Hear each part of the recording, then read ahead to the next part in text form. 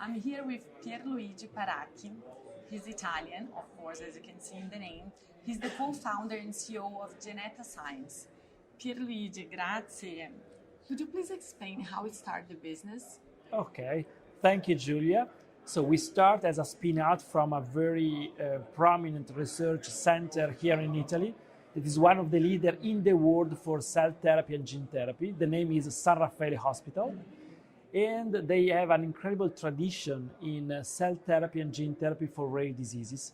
In fact, the first ever ex vivo gene therapy has been approved not in Brazil or California or Boston, Cambridge or China, but in Milano, thanks to the collaboration between San Raffaele Hospital and GSK, that is a multinational company. Genenta started in 2014 and moved the technology, the platform that got the tremendous success in rare diseases, from rare diseases to oncology. So we started in that period with the idea to treat patients with incurable cancer disease. Yeah, that's amazing. No, Thank that's you. Really interesting. And what was the big challenge in the beginning? Well, the big challenge, build the right team. When you have the money, when you have the science, and when you have the entrepreneurial part, you need to find the right people. What does it mean in my sector? You need people with development experience. Someone that spent time in big pharmaceutical company, and they have used the money of the big pharmaceutical company to develop product, maybe to fail, maybe to go right, but anyway, long experience. So biotech is not the sector where you can find chief medical officers or head of development that are not below 50 years old, because you need people with experience when you treat patients and when you want to develop. So that was the biggest challenge for us at the beginning. And how many people work in the company right now? We are 10. We are only 10 because we are leveraging on the fact that we are a spin-out from San Raffaele Hospital. So we have a strong collaboration with them. We don't have labs, but we use the labs inside San Raffaele Hospital. We are outsourced the manufacturing of the product, the preclinical work and the clinical work. So yes, we are full-time employees. We are only 10, but we can leverage and we can maintain low cost and a lean structure. We can leverage on other 20, 25 people that are working in the hospitals or research part or the clinical part. Really nice. And Genenta was the first Italian biotech startup to go public on Nasdaq. Could you please explain and share a little bit of the journey from Milan to the USA? Yeah. And that's amazing. Congratulations. Yeah. Thank you, Julia. So we crossed the ocean, we crossed the Atlantic Ocean. Not easy for any European companies because US market is first of all for European for US companies, and there are not a lot of European startups or former startups that are there. And in Italy, we are at the moment the only Italian listed company on Nasdaq. So that is not in the biotech field on any kind of different fields. It was complicated. It was great work in terms of preparation. And that was great for us because as a private company, we raised money from Italian investor, obviously, Swiss investor, French investor, UK, China investor, and now with the IPO, we raise money from US-based investor. The IPO was great. Our original idea was to raise 30 million, 30. The demand was almost 2 times. And we closed the IPO at 37 million. Wow, that's great. Yeah, it was great. What differentiates, let's say, the European biotech from the USA? To be honest, in terms of quality of the science, is something that you can compare. So there is no a big gap in terms of quality of the science, quality of the clinical trials. So I don't see anything on that. The big difference is that US market, the US companies used to have access to 5 times, 10 times the capital that the European companies has available. And this make a difference. In any kind of technology make a difference because now the technology is so competitive that you need a ton of money if you want to be competitive in your sector. And biotech in general is very capital intensive. So if you start with a Series A of 10 million, could be a great number in Europe, but maybe right now in the US, the Series A is around 50 million. Yeah. And this makes a difference in the speed of the company, in the development process. And let me say, we start from the same level of quality of the science, but since the US companies has more capital, they can go faster than the European one. And you were doing some tests with patients with brain cancer. How was like the results? If you have them already, I don't know if they're still going or.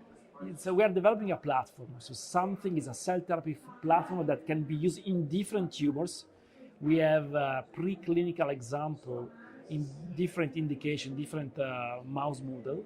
We decide to enter in a brain tumor that is a tough disease, because at the moment for GBM, glioblastoma, there is no cure available.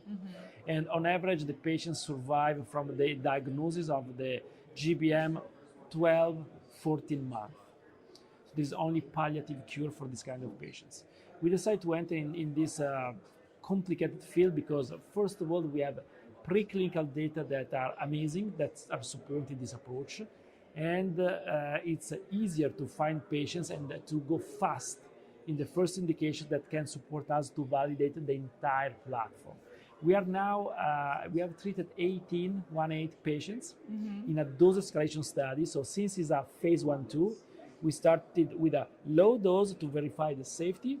Then every 3 patients, we increase the dose. And now, especially looking at the higher dose, we see after 6 months a large number of partial response or stable disease. Since it's a phase 1/2, we cannot make a claim because the number of patients is too low, but everything is moving in the same direction, that we saw at the preclinical level. So the expectation is high.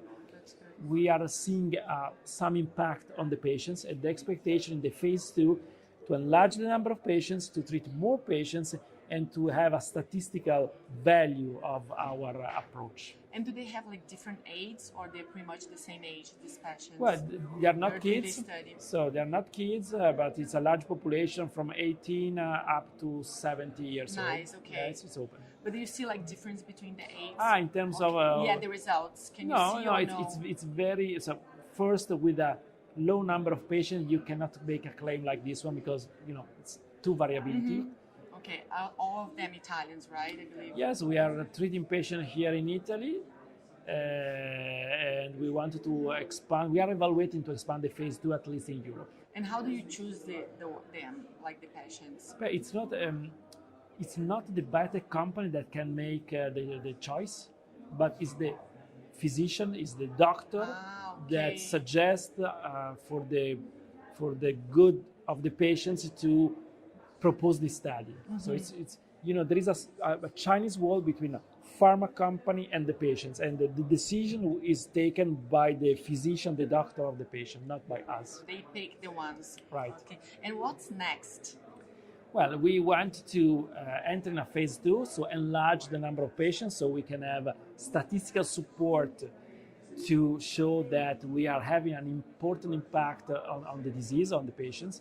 And then, since it's a platform, now we have clinical data that supports safety, tolerability, and biological activity. So we would like to start a second tumor indication in the coming month. And then, whenever you have like the results, let's say like everything well, can you start like selling this product like? Well, it's a good question because, to be honest, the very large majority of the small biotech used to enter in an advanced phase in collaboration with big pharmaceutical companies. In general, especially for companies like us that are producing advanced therapies in cell therapies, it's complicated, the approach, the phase 3 with a lot of patients around the world, and usually the 90+% of companies like us used to make a collaboration with big pharmaceutical companies or big biotech to enter in the commercialization phase. But then if you go to this part, when do you think it's going to be available for the population? It depends on the data. So if the data are robust and consistent, you can use and speed up the process. So hopefully, if the phase 2 go in the right direction and all the data are good numbers of the patients have the same reaction, we can push to speed up the process. Okay. If we need more patients, we need more years to get the authorization for the commercialization. Okay. And you come from like venture capital, right? Right. And what motivated you to start to be an entrepreneur in this sector? It's a good question. I mean, I think that I was a generalist VC in Italy and in Europe, but I understood that the quality of the science in Italy was so great and the quality of the deal flow from Italy was so great that makes sense to invest a career in a company. So you concentrate the risk in one company, your job in one company, your activity in one company, but you can have the opportunity to create an important value and to have, in our case, also impact on the patient. That is another great thing of what we are doing right now. That's good, because I was going to ask you what motivates you to be an entrepreneur, but I think that's kind of one of the answers. Yeah. And which tip would you give to a new entrepreneur?